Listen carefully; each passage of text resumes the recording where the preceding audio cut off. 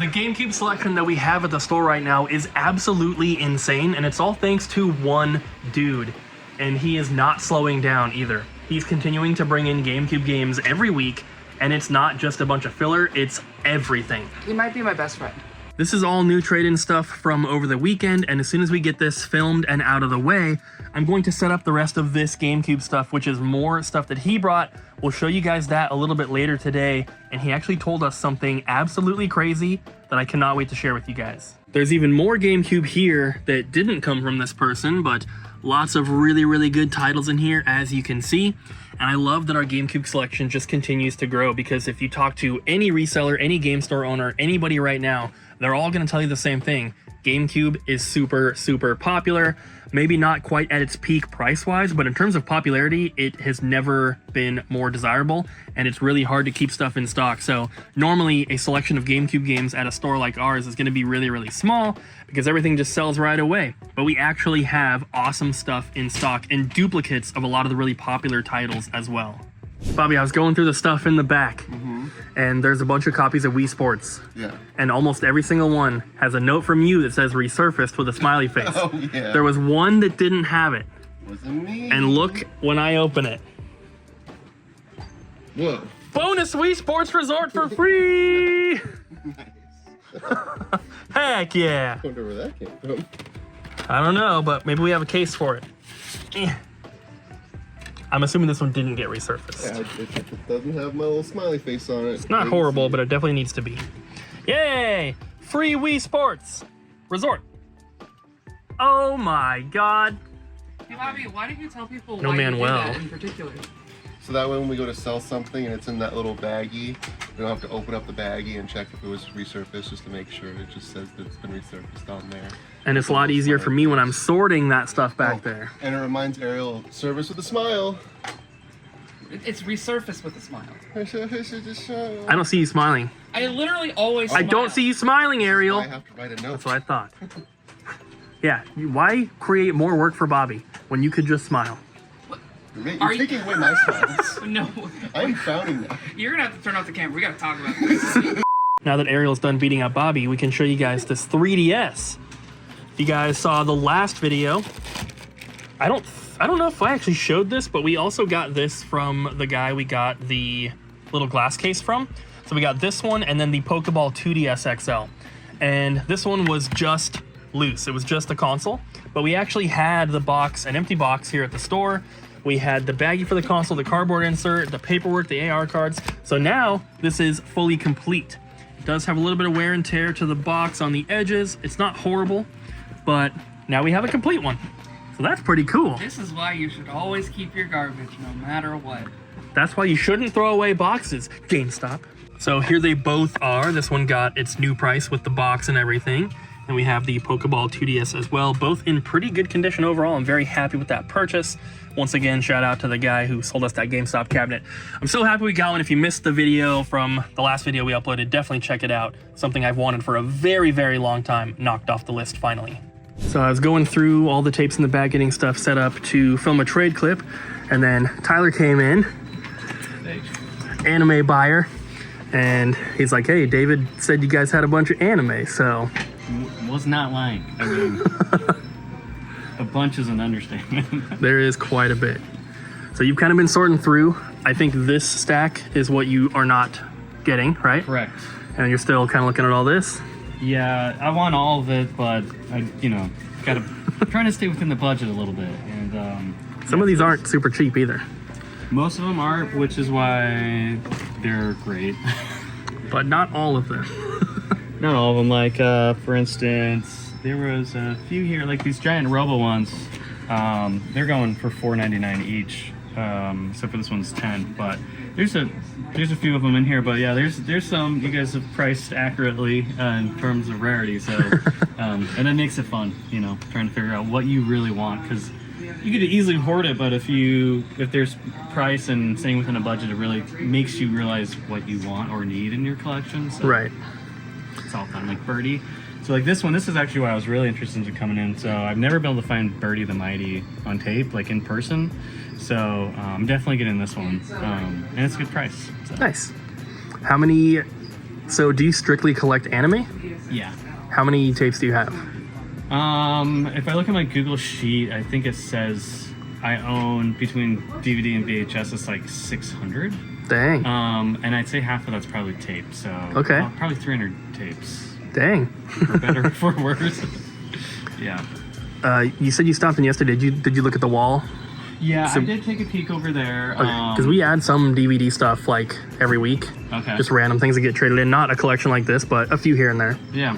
Yeah, I checked there, and either stuff I have or I'm not interested in at the moment. Yeah. I always check the front case. Like, that's where Definitely. really good stuff is, the front case. Heck yeah. But yeah, we were talking about this earlier. This one was really interesting to me because I've got a buddy. He's got this 3 Eyes tape, and it opens up like a book. So there's 2 tapes in here, and it's stuff like this that I think is super cool. That like I love DVD and Blu-ray, but you don't. A lot of it's just steel cases or cool collector's editions, but cool design like this is not common anymore these days. So. Yeah. Anyway, this is why I like to collect, especially specifically anime stuff. But Heck yeah. Well, we'll probably check in when you're leaving and see how many you get. hopefully soon. This is what you got. Yep, a lot of good stuff. What's your favorite thing? I don't know. We got 3 Eyes. Maps. The collection is actually the complete collection. I actually have this already, but it's in like several VHS tapes. So it's nice to like find something completely like in one tape. That's what I like about like the really old OVAs.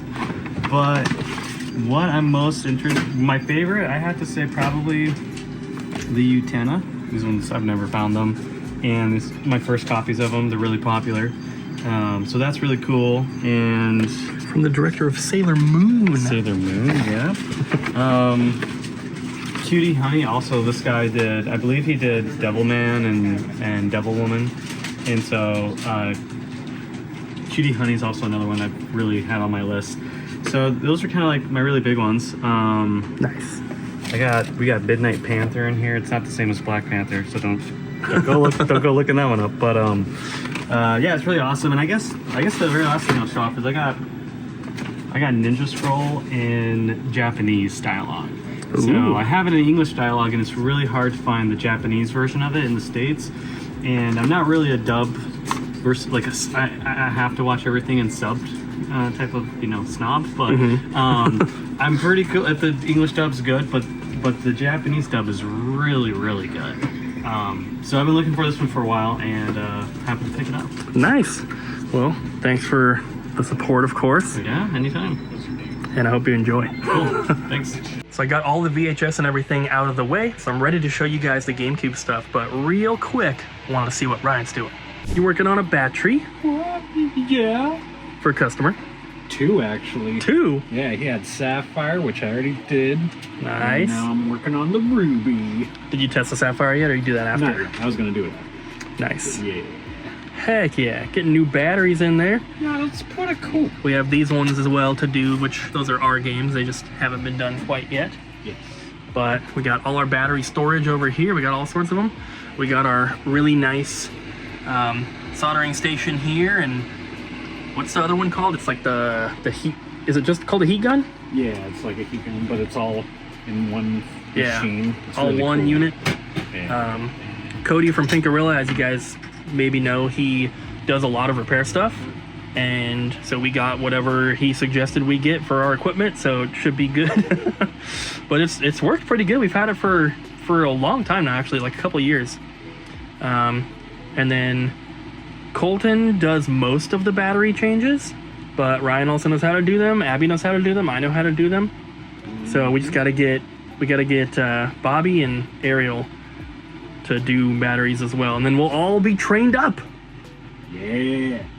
All right, so let's take a look at the GameCube stuff.